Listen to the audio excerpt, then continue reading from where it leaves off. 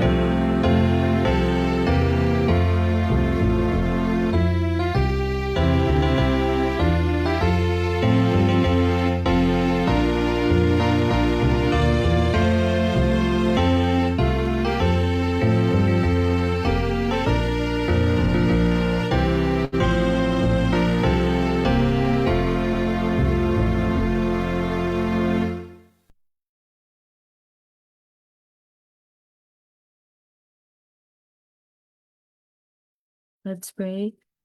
Unahin banal, Diyos makapangyarihan sa lahat ng pinagkapasalamat sa panibagong buhay at lakas ng pinagkalap sa amin at sa mga oras na ito sa aming pag-aaral na mga pabuksan ng aming isipan. At sa ganun po ay aming lubusang maunawaan ang aming pag-aaral sa umagang ito. At tatawarin niyo po kami kung sa kami nasuntukan ng walang pagkakasala sa pangalan ni Jesus.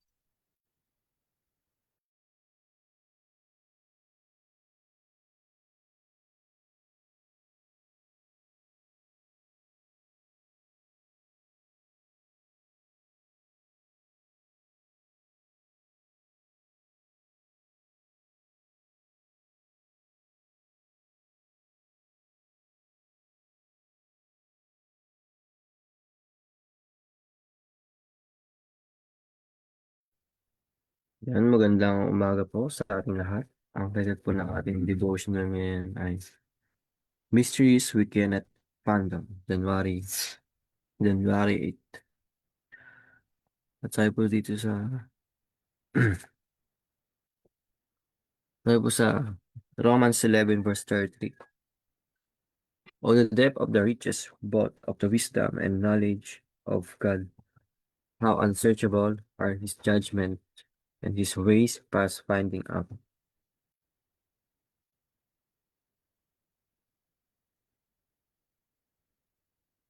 The word of God, like the character of its divine author, presents mysteries that can never be fully comprehended by finite beings. So, ang Biblia ay katulad ng karakter ng Diyos, malalim, malawak at walang hanggan.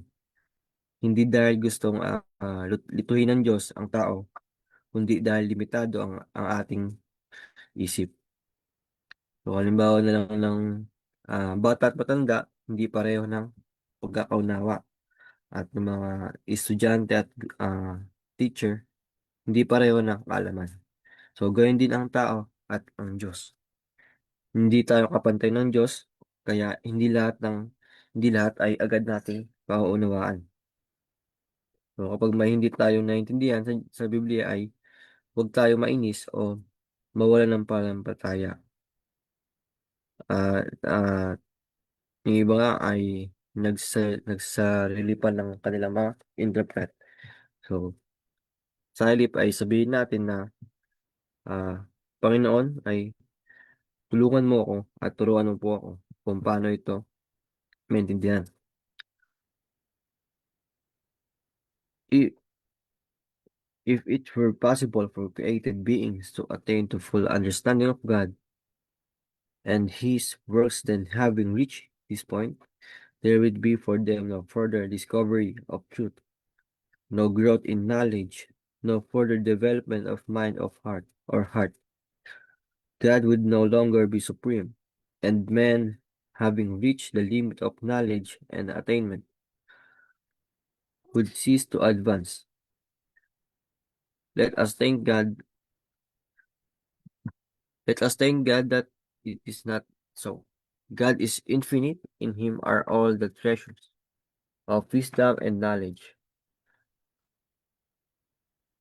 And to all eternity, men may be ever searching, ever learning, and yet they can never exhaust the treasures of his wisdom, his goodness, and his power. So sinasabi dito na kung mauunawaan natin ang Diyos ng lubusan ay wala nang bagong katotohanan, wala nang bagong kaalaman. Titigil ang paglago natin ng isip at puso. So, ibig sabihin ay ang hiwaga ay mahalaga sa ating paglago. Sabi nga sa Colossians 23 ay sa kanya nakatago ang lahat ng kayamanan, ng karunungan at kalaman. So, habang mas nakikilala natin ang Diyos, mas nakikita natin kung gaano pa siya kalalim. So, ang pananampalataya ay hindi pagtatapos ng pag-aaral. Ito ay simula ng habang buhay na pagkatuto.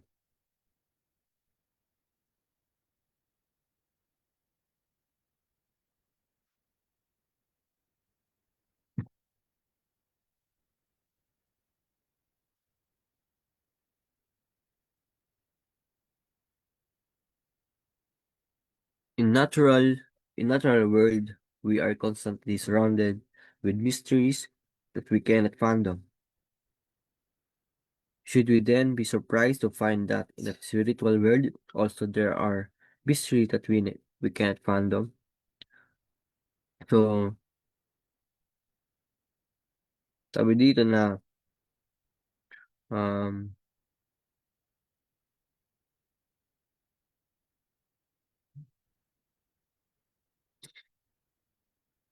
yung nasa mysteries world ay um maraming mga mystery na hindi pa natin na ah, nalalaman. Marami pa tayong hindi nalalaman sa mga ganitong mga bagay.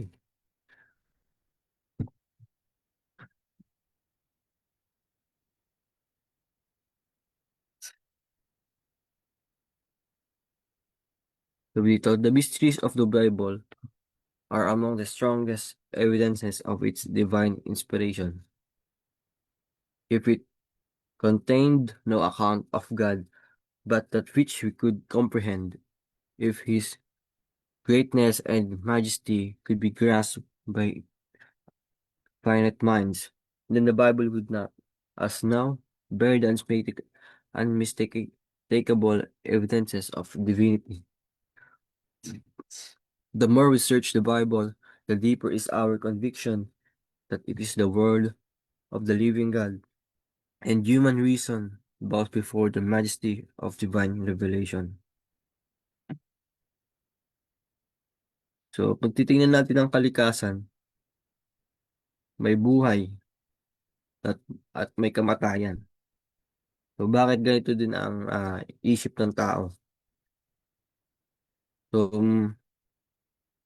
maraming tanong, so kakunti ang sagot. So, kung sa physical na mundo ay may hiwaga, ay mas lalo na sa spiritual na mundo.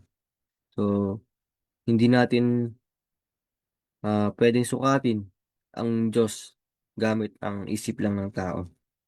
May mga bagay na pananampalataya, hindi eksaktong paliwanag ang hinihingi. So, kung ang Biblia ay gawa lamang ng tao, ay puro madaling paliwanag, walang malalim, walang kabanalan. Pero kapag ang Biblia ay mas binabasa, mas lalong lumalalim, mas pinag-aaralan, mas nakakapagpakumbaba. So, ang hiwaga ng Biblia ay hindi kahinaan. So, ito ang lakas nito. So, kapag nagbabasa tayo ng Biblia, hindi dapat ah, ako nang ako ang huhusga sa salita, kundi ang salita ang huhubog sa akin.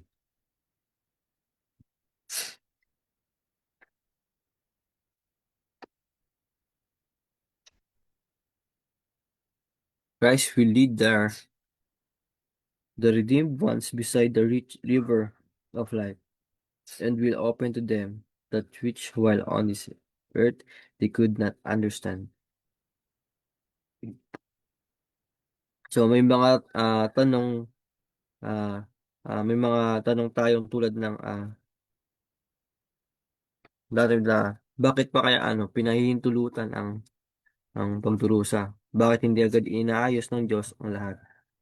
So, bakit simula pa lang ay ng pagkakasala pa lang ng Eva at Adan ay inayos na ng Diyos? So, hindi lahat ng sagot ay binibigay ngayon. So, may araw na si Kristo mismo ang magpapaliwanag sa atin. Hindi na nangangahulugan tahimik ang Diyos. So, naghahanda lang siya ng tamang panahon.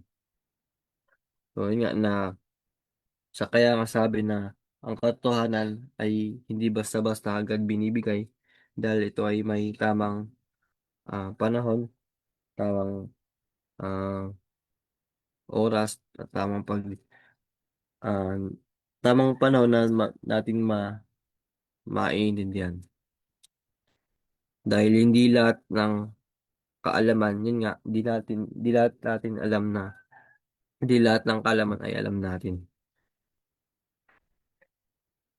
In the light that shines from the throne, mysteries will disappear, and the soul will be filled with astonishment at the simplicity of the things that were never before comprehended. So, sinasabi sa ulit na sa liwanag na wala sa trono ay mawawala ang mga mystery. So, ibig sabihin, mawawala na ang kalituhan, mawawala na ang pagdududa at mawawala ang tanong. So, ang mga at ang pinaka kamangha-mangha ay ang mga dating ang mga dating mahirap ay magiging napakasimple pala. Hindi mali ang katotohanan, ang ating pagkaunawa lang ang kulang. So, sa mundong ito ay hindi natin maunawaan ang lahat, pero sapat na ang alam natin para magtiwala sa Diyos, sumunod sa Kanya, at magpatuloy sa pananampalataya. So, hanggang dito na lang po ang aking devotional ngayon. Magandang umaga po.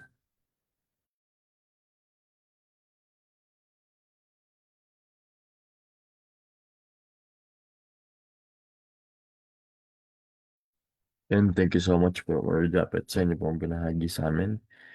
And dito po, kaya po nakita na kung paano um, yung Bible po, no? Kung gaano ito ay napakahalaga at hindi po ito um, matutumbasan ng kaisipan ng mga ng human minds, no? Yung isipan ng mga tao sa mga panananaw at mga sa nilalaman ng Biblia, no? And ito nga po ay actually na blessing, no? Na yung mystery po sa Bible ay ito po ay hindi po signs ng weakness or confusion, but ito po ay evidence of God's divine nature. Dahil nga po sa ang Diyos po natin na siya po ay infinite na. Siya po ay um, hindi po siya kailanman nauubusan, no, ng mga salita. And at siya po ay palaging lumalago, no? Not even in eternity. And um, hindi rin po ito kayang ay nga po matumbasan ng anumang kaisipan ng mga tao. And para po ito ay ating maintindihan ay kailangan po natin itong samahan po ng pananampalataya and mag-ask po sa Diyos na samahan po tayo ng kanyang Espiritu na para maintindihan po natin yung mga malalalim na mga bagay at yung mga scriptures na lalo na po mga sa Revelation, diba maraming mga ang pag binasa mo parang hindi mo maintindihan, no? Pero once na humingi tayo ng guidance sa ating Diyos ay maintindihan po natin yung mga bagay na yun. At marami po mga mystery sa Bibles na pinaprove po natin na napuprove po ng Bible na ito ay totoo. At may mga parts na hindi po natin may explain ito ng maayos kung gaano ito kadakila, ano, at kung gaano ka-divine ang ating Diyos. Pero kung ang lahat daw po ay simple at ito ay enough para maisip ng mga tao um, ito po ay nag-reflect na kung paano ginawa, sinulat o sinabi ng ating Diyos mula sa Bible, yung kanyang mga salita ay dito po na-reflect kung gaano kadakila ang ating Diyos, no? And dito po ay tinuturo po sa atin sa ating devotional na tayo po ay magtiwala at manghawak lang sa Diyos, no? Kahit hindi po natin naintindihan ang lahat po ng mga bagay. Pero darating naman po sa oras na natin pong malalaman at tutuklasan yung mga bagay na ito, no? Kung atin itong pinag-aaralan ng araw-araw ay mas lalong lalawak ko po at lalalim po yung ating pagkaintindi sa Bible. And ngayon lang po, tayo na po ngayon ay dumako sa ating pagtatapos ng ating closing song and closing prayer naman po ng ating speaker. So tayo na po ngayon dumako sa ating pananapos na awitin.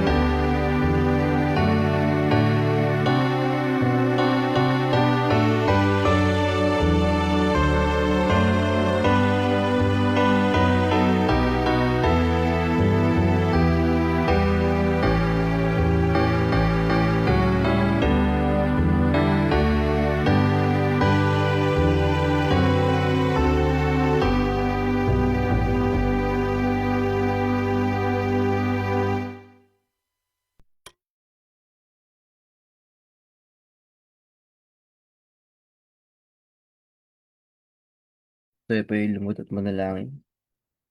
Panginoon Diyos, maraming salamat po sa mga ganito na muli po kami ninyong nakarinig ng inyong mga salita.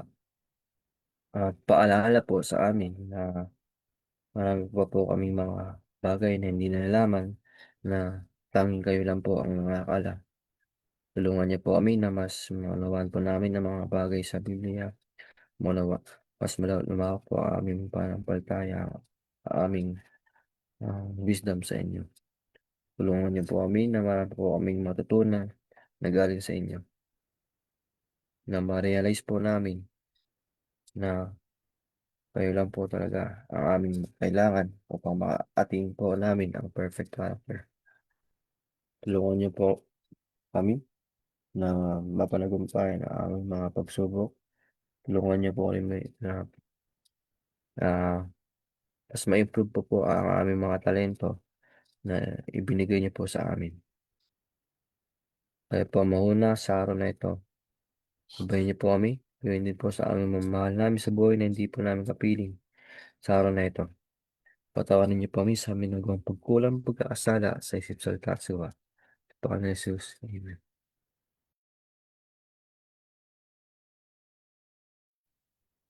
Ayan, so maraming salamat po and ganoon din po sa mga kasama at sumama sa ating pag-aaral dito po sa Zoom at naging dito po sa mga nakasubaybay din po sa FB Live and tayo po kita-kita mamayang gabi sa ating pong evening devotional source po ng 6 p.m. and bukas din po ng morning devotional ganito pong oras ng 5 a.m.